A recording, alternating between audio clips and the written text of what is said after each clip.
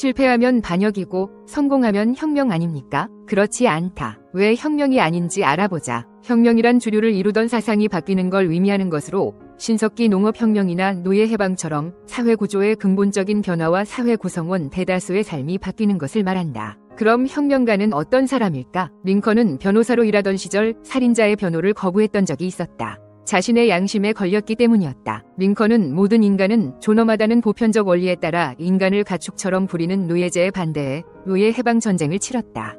그 자신이 권력을 잡기 위해서가 아니라 소수가 가진 권력을 모든 인간에게 나눠주기 위해 전쟁을 감수했다. 헨리 데이비드 소로우는 자신이 낸 세금이 전쟁에 쓰이는 것에 반대해 세금 내는 것을 거부해서 체포된 적이 있다.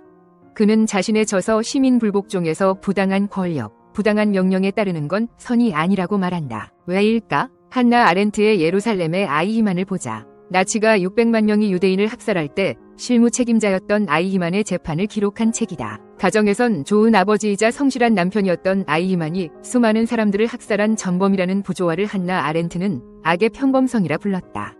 상부의 지시를 따르는 것이 옳은 일이기 때문에 자신은 무죄라고 주장한 아이히만. 피아제와 콜버그의 도덕교육 이론에 비추어 보면 아이히만은 4단계 이하의 도덕성에 머물렀기 때문에 법이나 명령이 부당하고 잘못되었다고 생각하지 못했다. 전쟁, 학살 같은 비극을 막기 위해선 각 개인들이 5단계 이상의 도덕성으로 발전할 수 있도록 도덕교육을 강화하는 게 근본적인 방법이지 않을까? 그러기 위해선 우선 각 단계를 구별할 줄 알아야 한다. 1단계 도덕성을 가진 사람에게 정의란 처벌의 유무가 기준이다. 2단계는 칭찬과 보상을 받는 것, 3단계는 다른 사람을 기쁘게 해주고 착한 사람이라는 인정을 받는 것, 4단계는 법과 규칙을 지키는 것, 5단계는 그 법과 규칙이 틀릴 수도 있다는 걸 인지하는 것, 6단계는 법과 규칙이 자신의 양심과 어긋날 때 자신의 양심에 따라 행동하는 것이 정의라고 생각한다. 예를 들어 중세 기독교의 십자군 전쟁을 생각해보자. 그들의 목표는 이교도를 죽여 신을 기쁘게 해드리고 그 보상으로 천국에 가겠다는 것이었다.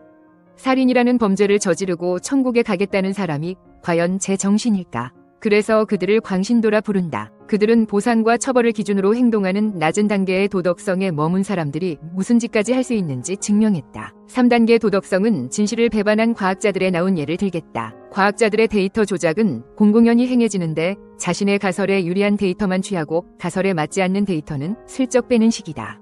이는 실험 의뢰인의 사주를 받아 그러는 경우도 있지만 자신의 후원자나 지도교수에게 차마 실패했다는 말을 할 수 없어서 결과를 조작하는 경우도 있다는 것이다. 자신을 믿어주고 마치 친자식처럼 물심양면으로 지원을 아끼지 않는 후원자나 지도교수를 기쁘게 해드려 은혜를 갚아야 한다는 착한 아이 콤플렉스다. 5단계 도덕성의 대표적인 예는 소크라테스다. 악법도 법이다. 라며 독배를 마시고 죽음을 택한 그. 법이 잘못된 건 알지만 법을 지키지 않으면 사회 질서가 어떻게 유지되겠는가?